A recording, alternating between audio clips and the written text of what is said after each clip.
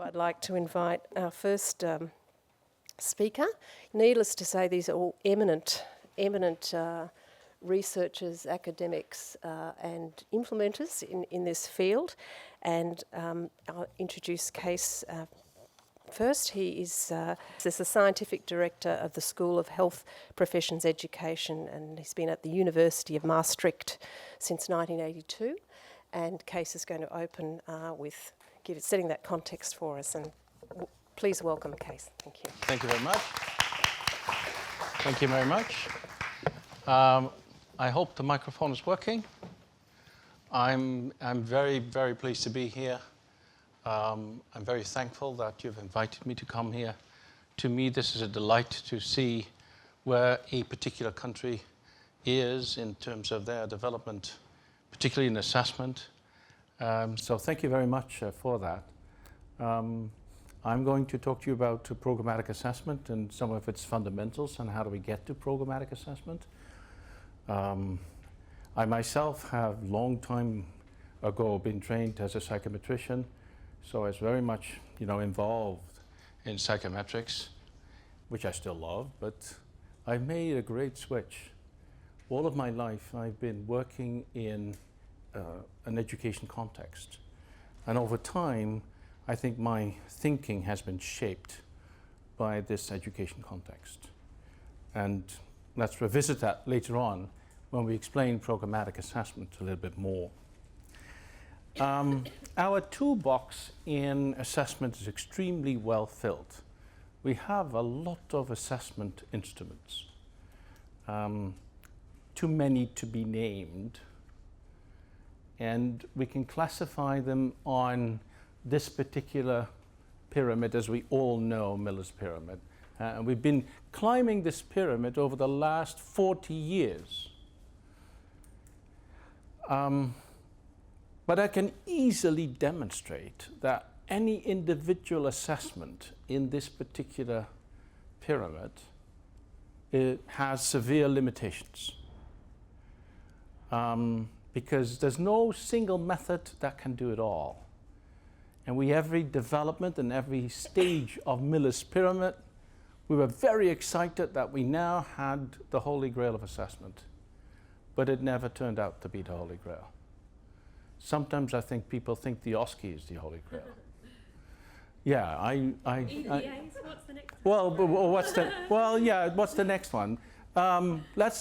Not a single method can capture that all, so you need to have many different sort of methods in order to do a good job. And if we look at what we do in education, then education is changing rapidly from an input focus, so many hours in this particular discipline or rotation, to an output focus, outcome focus. Let's define what people are able to do at the end of the training program, and then let's look how the curriculum caters for that and how we can then assess that. And if you look at that internationally, outcome-based education has become the standard. And all countries in the world are developing or have developed these outcome systems, these competency frameworks. And here are three well-known ones, but you have your own, I know. But South Africa has their own, Saudi Arabia has their own.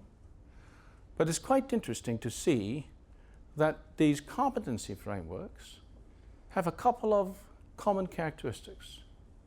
One is they're very much alike. If you start looking underneath them, they sort of emphasize similar sort of skills.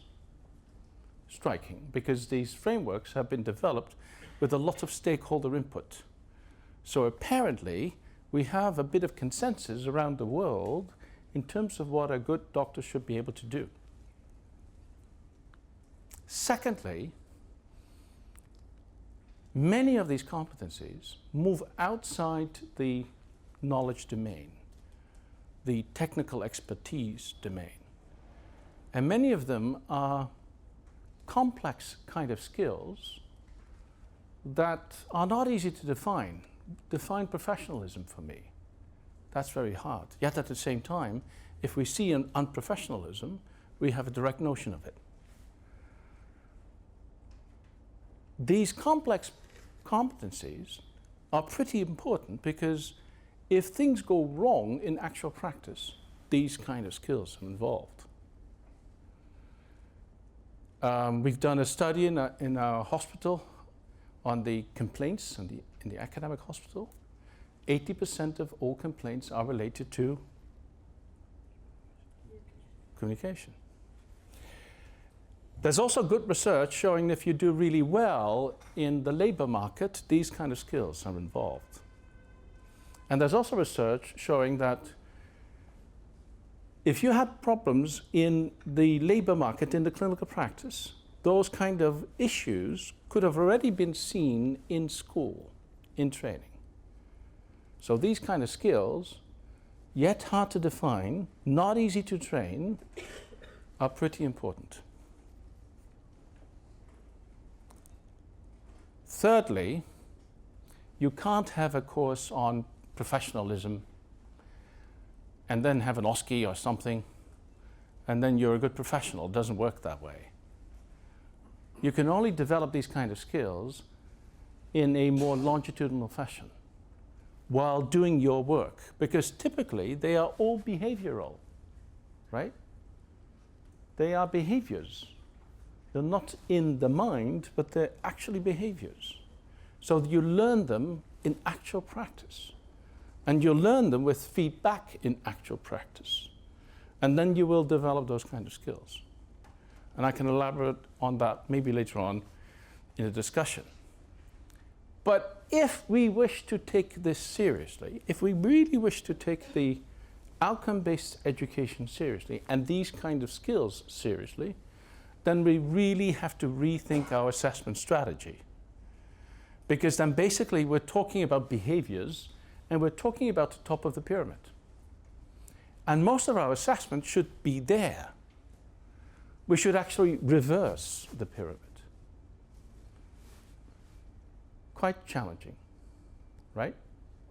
But I think that's our task. From a more psychometric perspective, it's also easy to challenge the notion of any individual assessment method and how much we compromise on individual methods. If I were to measure your length and I would do it twice, I would hopefully get a high correlation. We can do the same with methods of assessment. We can express that in a correlation coefficient, in a reliability coefficient. And we've done that. Lambert and I have done that in the past, quite a long time ago actually already.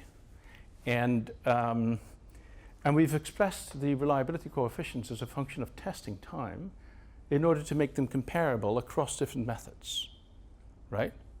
And they say that for a test with consequences, you need at least a reliability of 0.80. And if we talk about real consequences, like licensure, we need to go up above 0.90s. Now, if you look at this slide, these are different methods ranging across Miller's pyramid from multiple choices, short essays, patient management problems, clinical reasoning testing, oral exams in the British old-fashioned tradition, long cases, OSCE, mini-CX, video, and fake patients that we sent out to doctors' practices.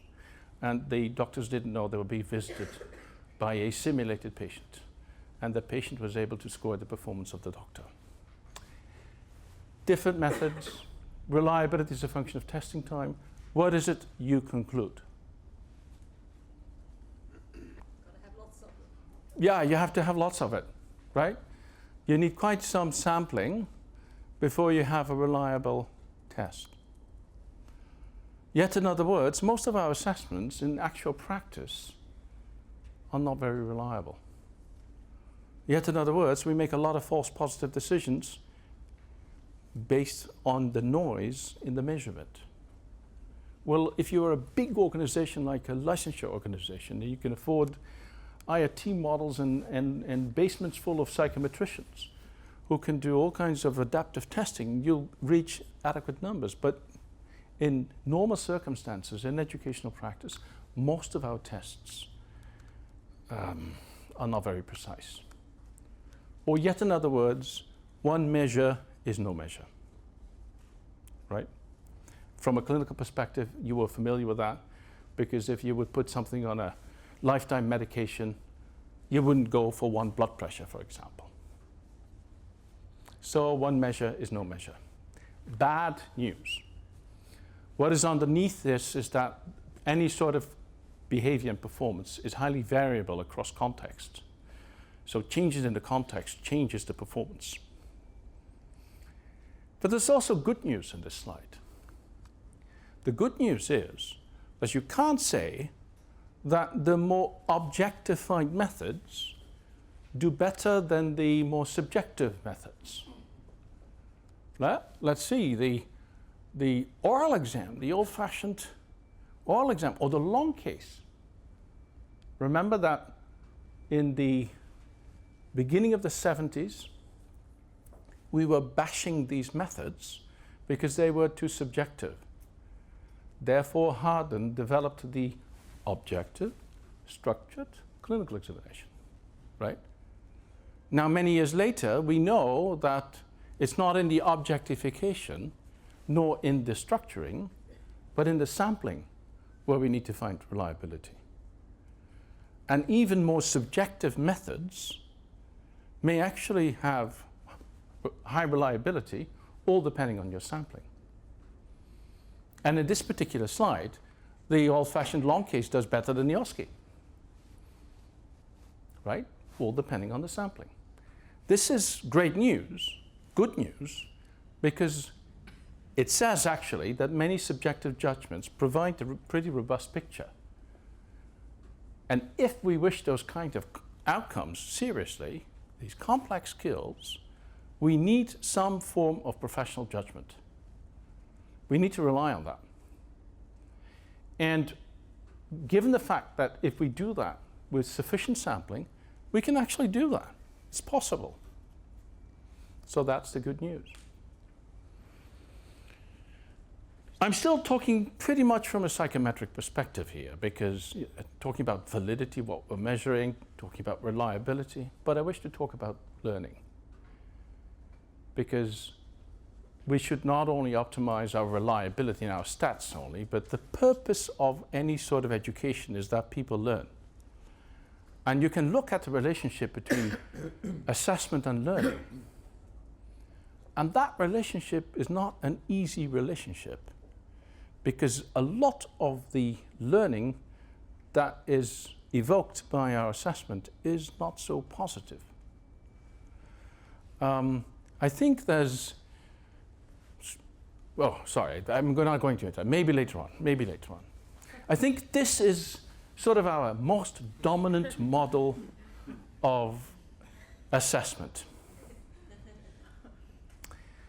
We have a piece of education, and we do a test, and you finish your education with that, and you move on.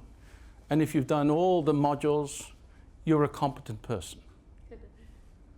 That doesn't really fit a more modern approach to education, and particularly not if we have to consider those complex skills. Then we need a lot more longitudinal assessment, right? So just shaping up some sort of knowledge for the occasion is not very sustainable. Are you familiar with the forget curves in psychology? Approximately 50% is gone after a couple of weeks.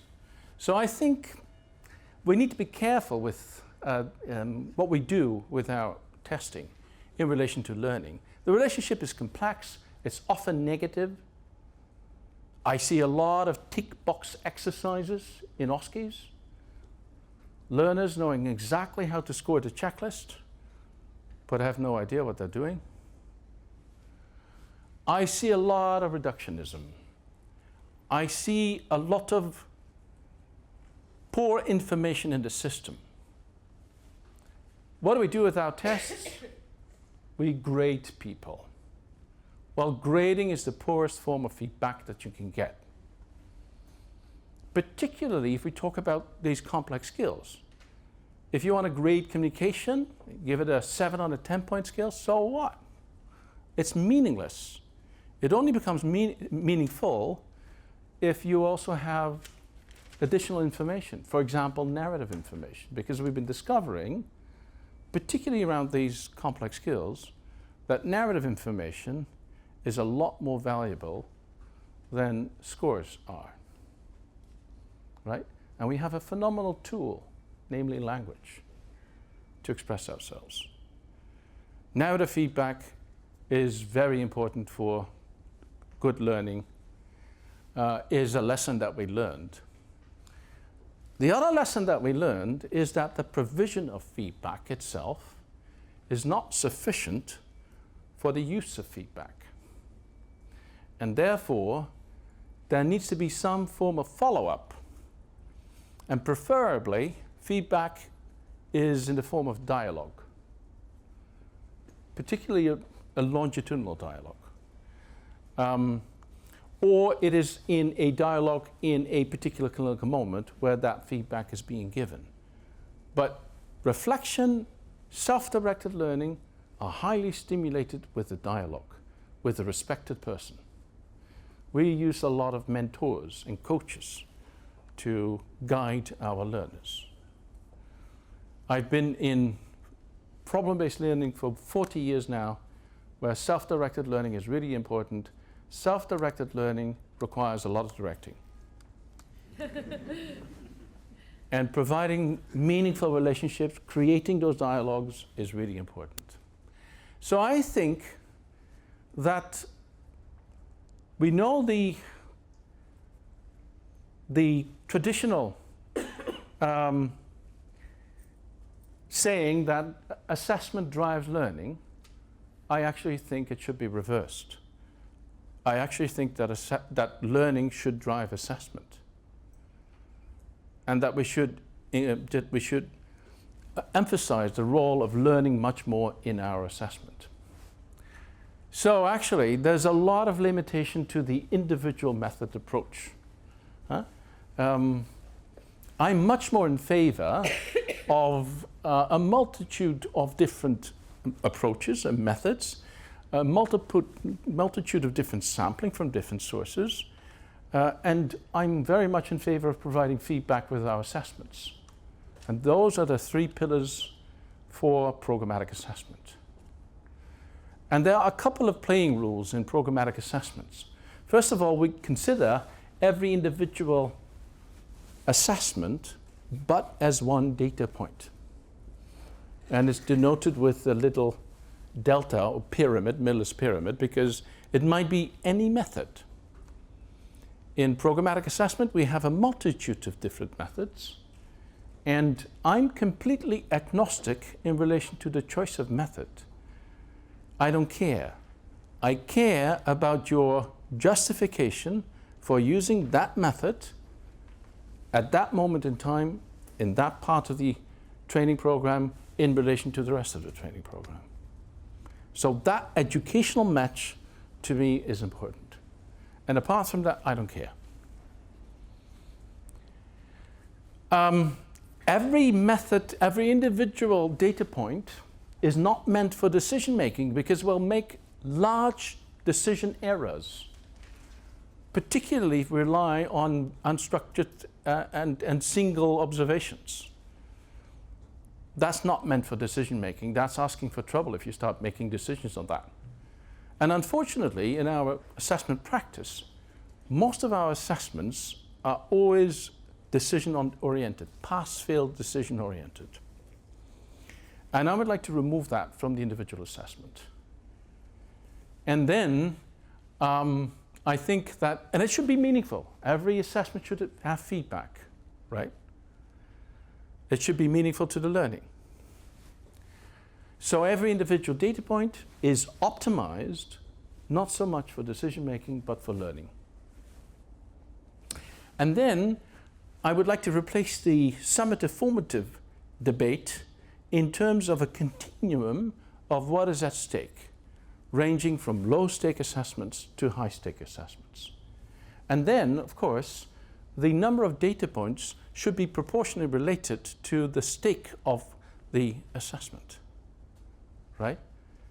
In a single assessment, that's really low stake. In an intermediate assessment, we should have many more data points. We should have much more information. In a very high stake decision, we should have a lot of data points. I'm convinced that for any training program, the most important decision to be taken, the most high stake decision to be taken, is the end of the first year. Because admission is always difficult, for the same reasons, by the way, because you can't expect a lot from a single point measurement to make a huge generalization. But therefore, you have your first year as a time window to make up your mind. So the highest stake decision, I think, is at the end of the first year. And then, schematically, one single data point is feedback-oriented, should be meaningful to learning, not decision-oriented. Intermediate decisions, you need a lot more data points. And at intermediate decisions, you also look at what's the problem, what's the diagnosis here, what sort of therapy are we going to have, what is you're going to do. We're going to remediate maybe certain activities. And then finally, we have the very high-stake decision-making. High-stake decision-making in programmatic assessment is done by a committee. So that's always a committee decision. In programmatic assessment, we do have mentors who guide learners. And here's a dilemma, because the people who know the learners best are the mentors, or the coaches. But when you use the coaches for decision-making, you'll change the relationship with the learner. So you shouldn't do that. So there should be an independent committee making the decisions. That decision-making is not algorithmic. It's, again, a human judgment, a professional judgment. We have a committee, and we'll look at some of the portfolios, because we're going to do that very efficiently. We can't spend a lot of time on it. So Lambert is the chair of the competence committee. And Lambert has prepared the meeting. And here's my committee. And Lambert has only selected those learners that need deliberation, right? And in our case, we have everything into an electronic portfolio. We can easily find our way and get a picture of the learner. And we, as a committee, take a decision. We weigh the arguments. We also have standards available in relation to the competency framework of where learners need to be at. And we're going to make up our mind. We can justify our decision, right? So actually, we build up a lot of expertise, assessor expertise, only for those cases that need it. So it's quite efficient and also very defensible. Because if we have consensus as a group of experts, that's a pretty powerful decision. Furthermore, what builds to the credibility of the decision is that we are able to justify it. We can defend it, even in court. What builds to the credibility of the decision is that the outcome of the decision will hardly be a surprise to the learner, because with previous feedback cycles, it will be clear what that decision might be. By the way, if you have surprising outcomes, these are phenomenal cases to be used in your mentor training. Okay, so we see assessment much more as pixels of a photograph.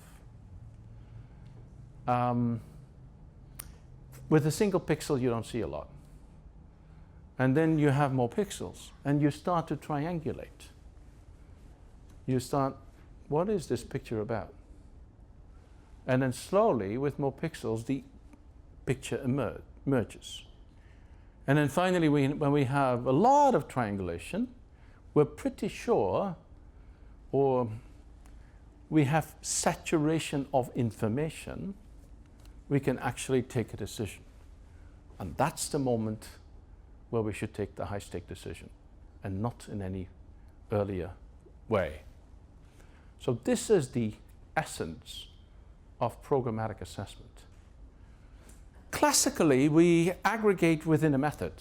So we have an OSCE, and then we have an OSCE station on whatever, abdominal complaints, and then the next station is resuscitation, and the next station is something else. And then we aggregate within the station. But I have no idea what these kind of skills have in common. They're simply in the same method, and therefore we aggregate them, we add them up, and then we hold them against a standard, and that's it. To me, that is meaningless. However, if we have a competency framework and we aggregate the information on communication from the multi-source feedback with the information from the OSCE, with the information from the mini CEX, that makes sense to me. And then if I start seeing patterns, that really makes sense to me. So instead of aggregating within a method, we aggregate across the competencies, across different methods. That's, I think, fundamental in programmatic assessment. And then we make a decision once we have sufficient information. There's a lot of papers on programmatic assessment in the meantime. You can read them. The PDFs are on my personal homepage. And it's amazing how it resonates, and how many training programs have adopted it without, all of a sudden, there's another program that has adopted and implemented it. At the last AME in Helsinki, there was even a separate session on programmatic assessment, and all kinds of new programs who came up who have adopted it. Quite interesting. I think our next stage is that we're going to see a lot of research around programmatic assessment, because we have to clarify, like education is not universal. Something that may work in my context may not work in your context, because this is heavily dependent on the people. And the people need to be convinced in order to be able to do this. And so we need to see the research explaining if and when it works and how it may work. That research is upcoming. There's a lot of research and PhD students doing ongoing work on programmatic assessment. But I'd like to pause here. I'd like to have your reflections, your comments, your questions, your concerns. Who is going to be the first? Yes. How do you select your expert panel? How do you select your expert panel? That is relatively simple. Those are, in our case, we use other mentors. Okay? So the mentors are very familiar with the sort of e-portfolios, and we select the other mentors. The own mentor will not have a say in the decision. And we have an intermediate assessment where we have an other mentor judging the portfolio and then giving feedback on it. The mentoring is really crucial because, and very powerful. The literature also is pretty positive about it. And people love it, both the learners and the mentors, because you have a very close relationship with the learner. And we know how relationships really work. I mean, I don't think we have any psychiatrists here, but they know how that works. Huh? But relationships are really very important, particularly with a trusted person. I've had a PhD student from Canada, and he compared the culture of feedback in medicine, in sports, and in music. And the feedback culture in medicine is really very poor compared to these other. I have spoken to consultants just having finished the training program who have said, I have never been directly observed with a patient by my supervisor. How is that possible? you can't give a child a violin and say, come back in 6 years. Feedback is essential to any form of learning. Right? Any other questions? It's more of a request for a comment, really. Thank you, I very much enjoyed. Would you mind introducing yourself? I'm Louise Rigby, I'm the Programme Manager for Educational Renewal. Towards the end there, you were talking about the importance of people in the whole space, and I was just wondering if you could comment on the emergence of process and tools to help. How have the people adapted processes to support programmatic assessment? It is all about the people. So it's all about implementation. And it's all about getting the people on board. And it starts with an awareness. But then maybe we're talking to the wrong people today, because maybe you're already convinced here, and there are many of your colleagues out there that need to be working with this. So how is that going to be feasible? Huh? The question is that you have to start somewhere. And I think that changing towards programmatic assessment, I actually think that for any sort of educational innovation, that you need a lot of change management strategies. Innovation in education to me is not a matter of educational technology, but much more of how to change and how to manage that change. In my country, for example, postgraduate training has been changed altogether. We adopted the CAN-METS framework. Every college in our system developed their own vision and plan and overall curriculum, and then the regions were required to fill in the dots and to say how they were going to establish this and do this. So there was a sort of a top-down and bottom-up process.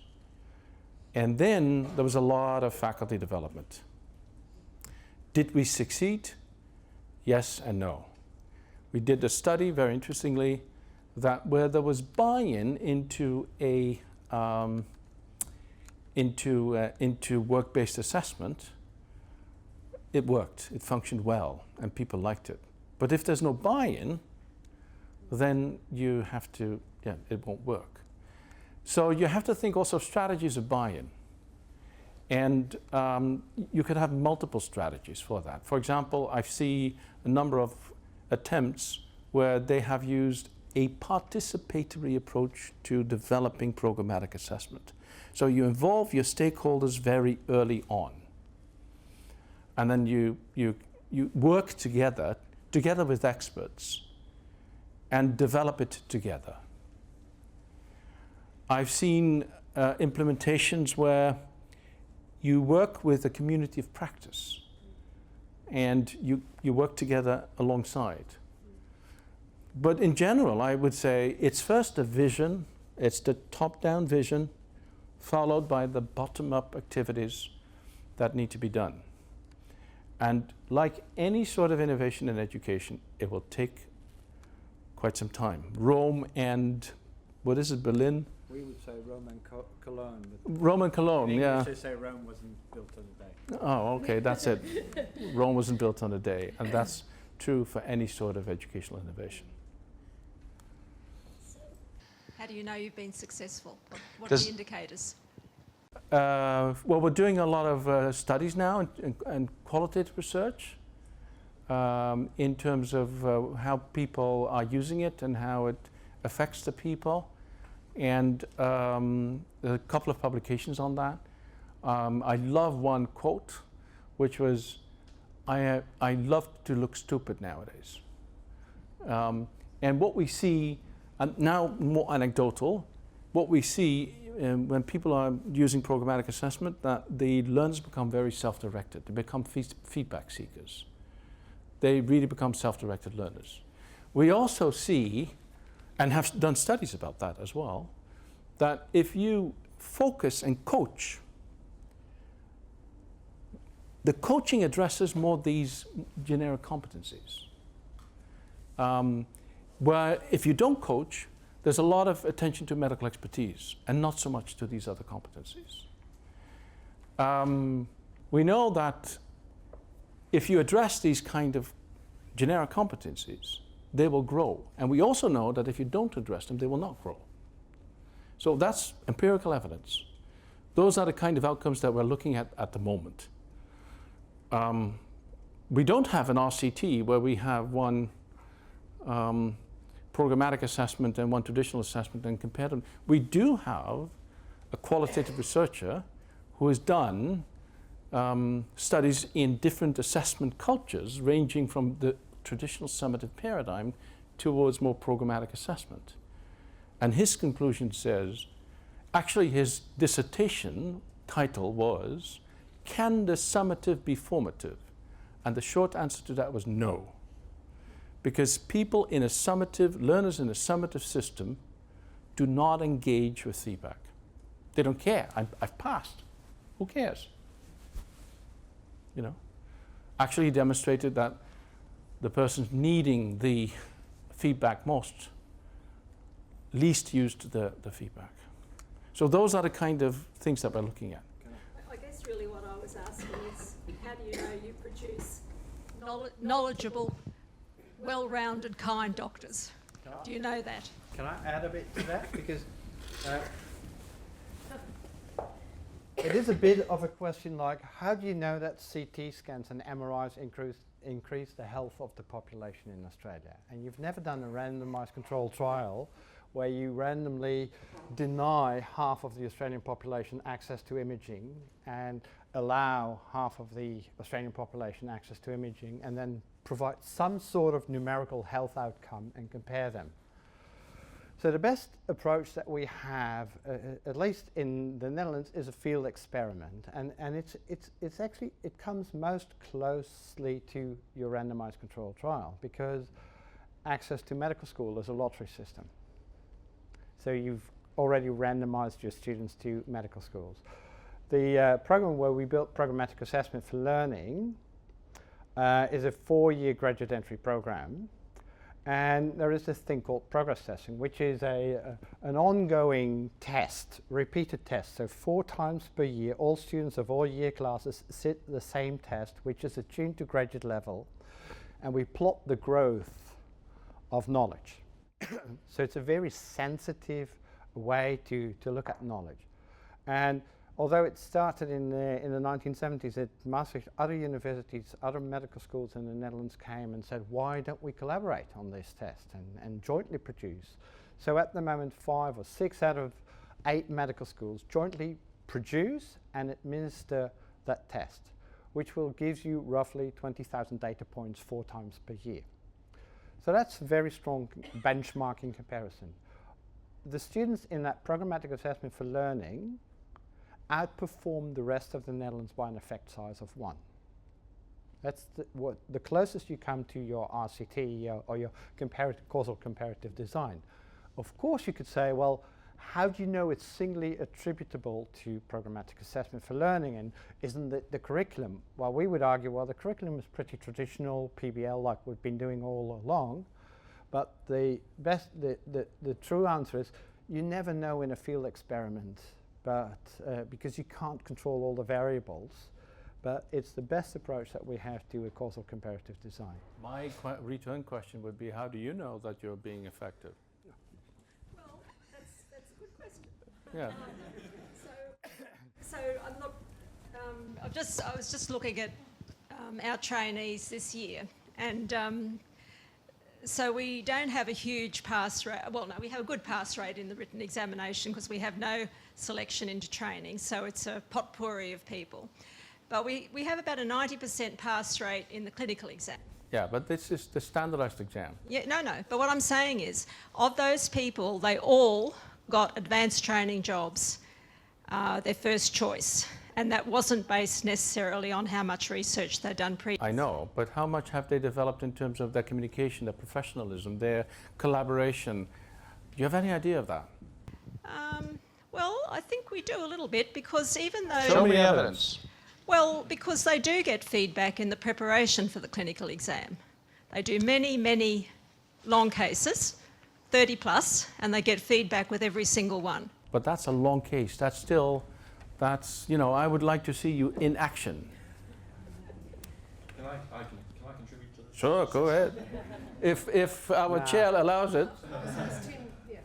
I mean, I think what I heard from Anne's question, and you can correct me if I'm wrong, was how do we know if we're better?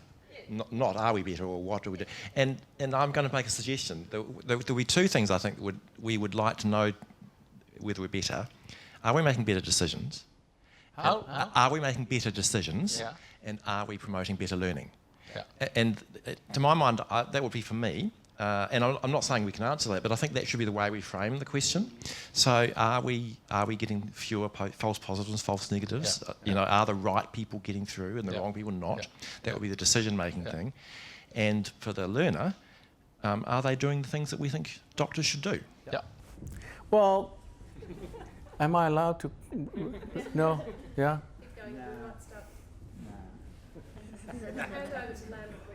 I'm joking.